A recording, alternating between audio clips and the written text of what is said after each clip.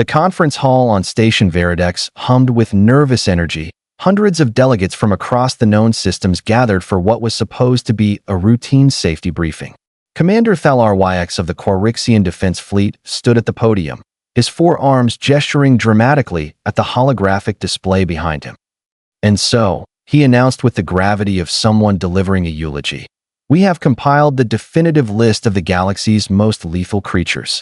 These beings represent the apex of evolutionary lethality, the absolute pinnacle of natural danger." The display flickered to life. First entry, the Vornskar of Kepler 442b. 16 tons of muscle, venom that could melt through starship hulls, claws that could shred reinforced armor like tissue paper. The audience murmured with appropriate terror.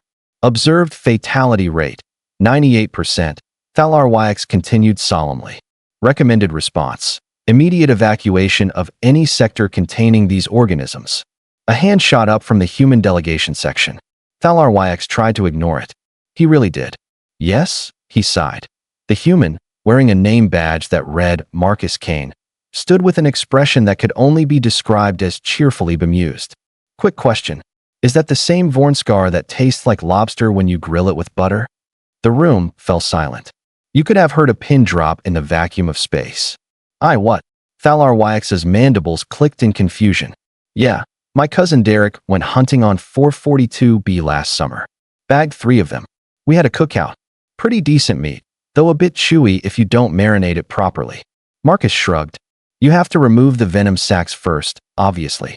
Common sense, really." Thalar Wyx stared. His secondary brain attempted to process this information and promptly gave up. "Moving on," he said weakly, advancing the display. The plasma serpent of Rigel 7, capable of generating internal temperatures exceeding 3,000 degrees. Hunts in packs, utterly merciless. "Oh," another human called out, a woman with bright red hair named Kelly Ortiz. "We farm those." "Well, my uncle does. They're actually super friendly once you bond with them as hatchlings. Makes great exotic leather too. I have a jacket made from one." She stood up and turned around, modeling said jacket. It was, Thalar Wyx had to admit, quite fashionable. "This cannot be happening," he muttered, his translator barely picking it up, but it was happening. Oh, how it was happening. Next slide. The crystalline scorpions of, wait, no, he could not use that word. The glass scorpions of Tau Ceti 3.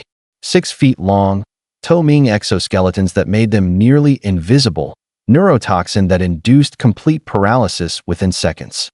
"Are those the crunchy ones?" a third human asked, not even bothering to stand. "Because if so, they're like, really good fried.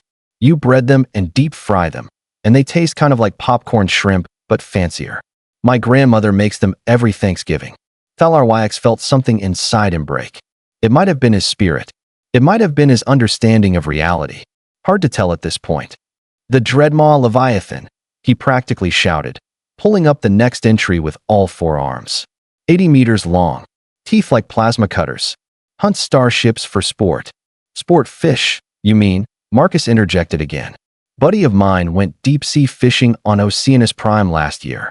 Caught one. Took him 6 hours. Made for a great trophy mount. Also, the steaks fed his whole neighborhood for a month." A Granthix delegate in the front row made a sound somewhere between a wheeze and a sob. Thalar Wyx scrolled faster, desperately seeking something. Anything that would restore order to this madness. "The shadow stalkers of Epsilon Eridani. They hunt in darkness. They phase through solid matter. They are fear made manifest." "Oh, those are endangered actually," Kelly said apologetically. "We're working on a breeding program.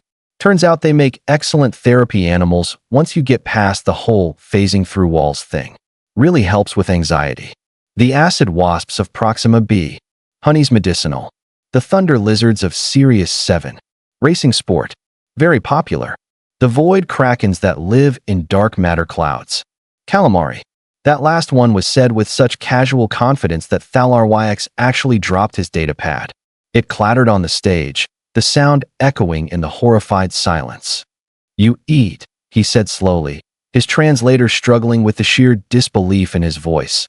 "The creatures that exist partially outside normal space-time.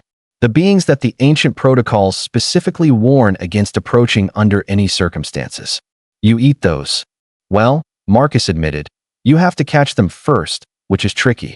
Requires specialized nets made from dark matter filaments. But yeah, once you've got them, they're delicious. Bit of a delicacy, actually.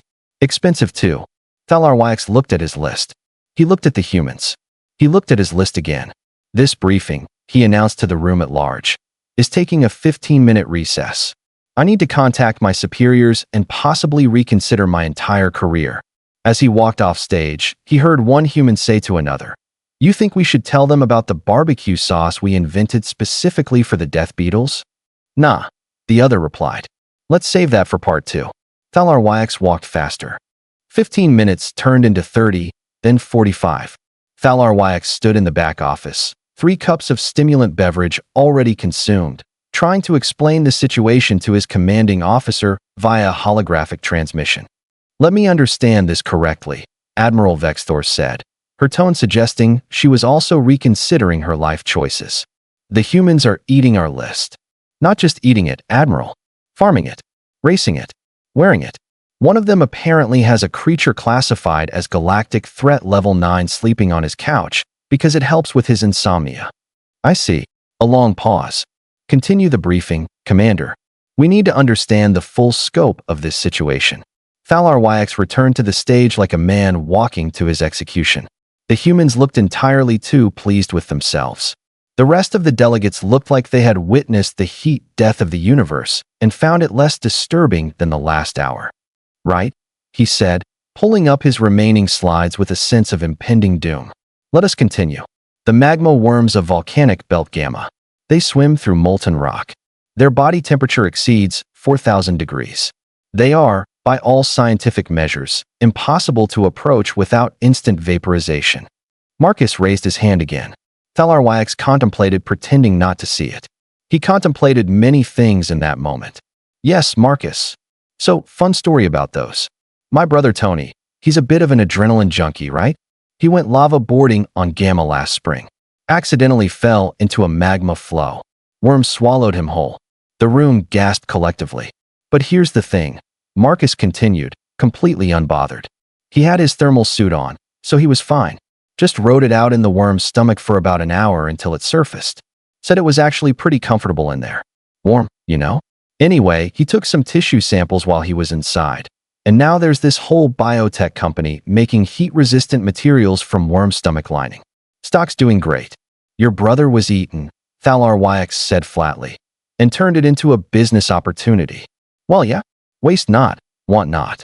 A Fulraxian delegate in the 3rd row fainted. Nobody moved to help him.